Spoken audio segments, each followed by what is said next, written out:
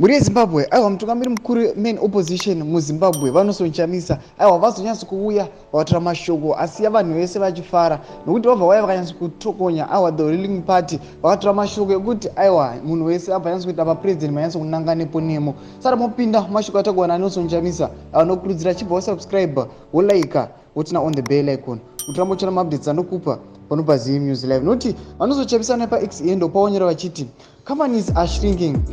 Broken politics breaks everything. Salaries, health, education, transport, etc. Stolen elections damage people's lives. Bad politics destroy good businesses.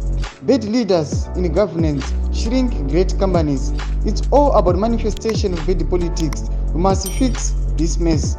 This economic mess can only be fixed through fixing our broken politics. No mashwari okuyashitagwana nosochamisa chiti aiwa broken politics inodisrupta zvinhu zvakawandisa, inodisrupta health yevanhu, macompanies evanhu, mabusinesses evanhu, ese masectors anotofa nekuda kwebroken politics. Akauya akapa solution akati aiwa the only solution kusolve this thing ingori nyaya kuti titongochinja zvinhu zvitongoripo kuti maelections atongoitwa nemazvo chaizvo tibve tatongosolva the broken politics kuti aiwa politics dzisatobhobhurokewa kuti vanhu vakwanise kurarama zvakanaka. Ndo mashoko ari kuitakwa panapa Nosochamisa aiwa chimbotiudzai munoti kudii pamusoro pemashoko ayakataurwa napresident vevanhu. Aiwa pinda mucomment section medu tidze mafungiro enyu, musangano subscribe ulaika utina on the bell icon. Tambochona maupdates anokupa panopa ZM News Live.